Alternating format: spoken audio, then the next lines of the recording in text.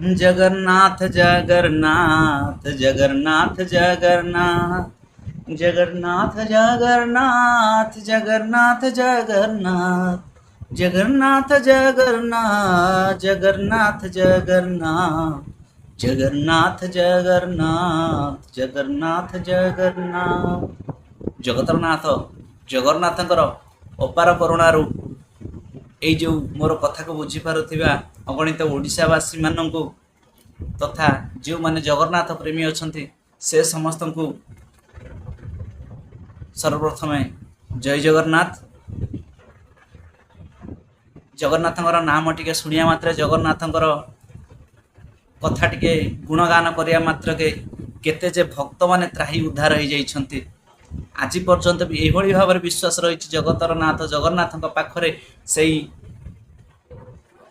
ବଡ଼ଦାଣ୍ଡରେ ଆଜି ଯଦି ମୋ ପିଲାଟିକୁ ଗଡ଼େଇ ଦେବି ତାହେଲେ ଆଜି ମୋ ପିଲାର ଦେହ ଭଲ ହୋଇଯିବ। ଡକ୍ଟରମାନେ ଫେରେଇ ଦେଇଛନ୍ତି କିନ୍ତୁ ଜଗନ୍ନାଥଙ୍କ ପାଖରେ ମୋର ବିଶ୍ୱାସ ଭରସା ଭଲ ପାଇବା ଅଛି।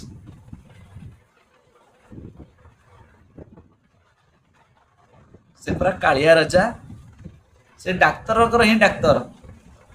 କାହିଁକି ନା ଯେତେବେଳେ ଡାକ୍ତର ମାନେ କୁହନ୍ତି ତମେ ସେଇ ଭଗବାନଙ୍କୁ ଡାକ, ମୁଁ ମୋର କର୍ତ୍ତବ୍ୟ କରୁଛି। ଯେତେବେଳେ ଡକ୍ଟର ଫେରେଇ ଦେଉଛି ସେତେବେଳେ ଭକ୍ତଟିଏ ତାର ସନ୍ତାନ ସନ୍ତତି ତାର ରୁଗ୍ଣ ପିତାମାତା ହୁଅନ୍ତୁ ବା ଯେହି କେହି ହେଉଛନ୍ତି ଆତ୍ମୀୟ ସ୍ୱଜନକୁ ନେଇକରି ସେଇ ବଡ଼ଦାଣ୍ଡରେ ଆଜି ଗଡ଼େଇ ଦିଏ। ପ୍ରଭୁ ଆଉ କେହି ରଖିପାରିବେନି, ତୁମେ ରଖ ବା ମାର। ସେଇଠି କେତେ ଜଣଙ୍କର ବି ପ୍ରାଣ ଚାଲିଯାଏ, ପ୍ରଭୁଙ୍କ ସହିତ ମିଶିଯାଏ।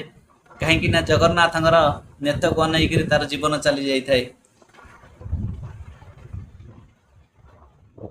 ଆଉ କିଛି ଜଣଙ୍କର ରୋଗ ଶୂନ୍ୟ ହୋଇଯାଆନ୍ତି। ତେଣୁ ଗୋଟେ ଭଲ ପାଇବା ବିଶ୍ୱାସ ପ୍ରଭୁଙ୍କ ପାଖରେ ଆମର ସମସ୍ତଙ୍କର ଅଛି।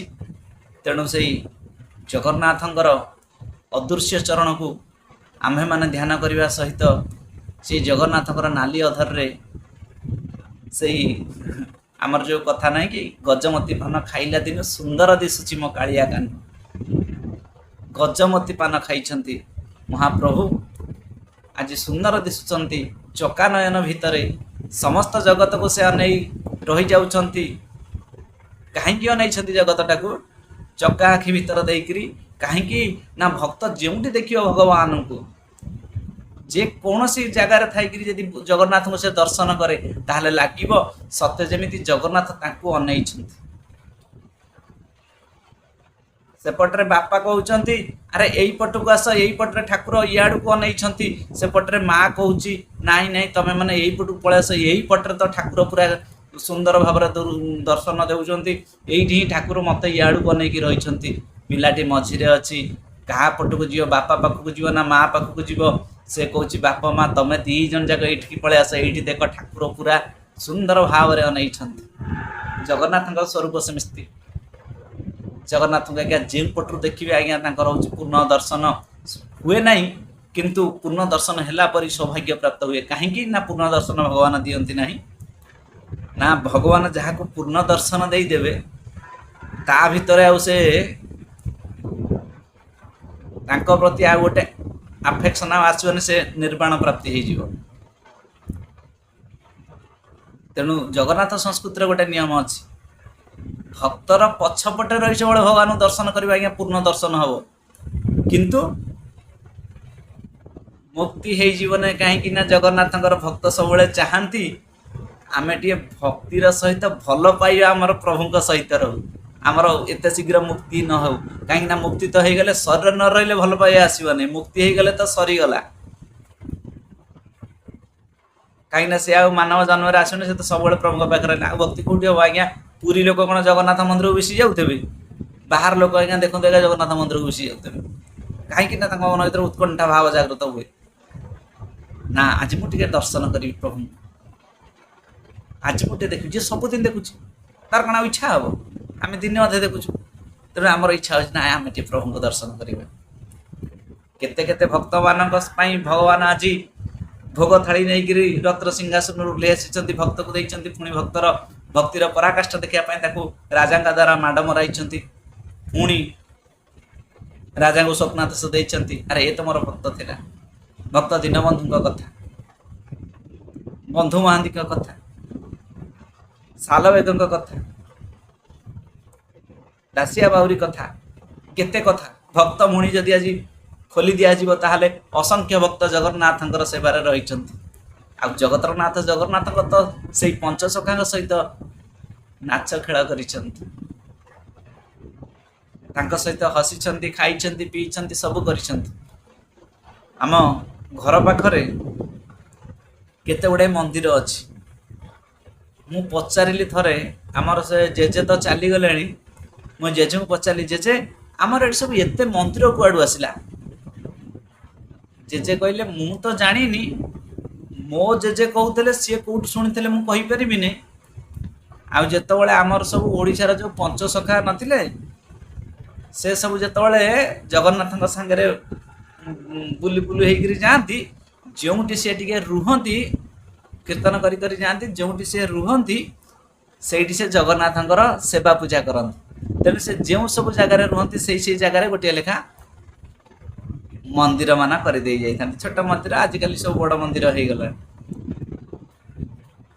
तेणु इतिहास पृष्ठ देखा गले भगवान जो जो जगार सब टिके विश्राम नेउथिले से जगह मान आज सब जगतरनाथ जगन्नाथ मंदिर हो जाइछन। आम गाँ पाखर गोटे मंदिर होइछंती, आमर से घर पाखापाखि आहरी केते जगह मंदिर मान होइछंती। परे परे तो सब मंदिर हो, पुराणा मंदिर कथा कहूँ। तेणु ये सब प्रभुंकर गोटे लीला। आज प्रभुंकर लीला ही नथिले आपण मोर वीडियो देखिकिरी टिके खुशी ही नथांते, प्रभुंकर कथा शुणिया पई बसी नथांते कि मु कहि पारि नथांती। करी कराउ थाए से ही ता बिनु अन्य गति नाही। राधे राधे। तेणु भगवानकर जगन्नाथंकर लीलार कथा आज तो किसी आरंभ कली नहीं। जगन्नाथंकर लीला रहस्य कथा आगामी अध्याय आपण माने शुणिबे। तेणु आपण माने चैनल पे सब्सक्राइब करंतु, आ बहुत सारा भल पाइबा दियंतु, आशीर्वाद करंतु। जो भली भाव में आमे जगतनाथ जगन्नाथंकर अपार करुणारू समस्ते सुंदर सुस्थ रहिबा सहित सही भगवानंकर भक्त आ भगवानंकर लीला विषय शुणिबा, सही जगन्नाथंकर अपार करुणा कथा आमे जानिबा।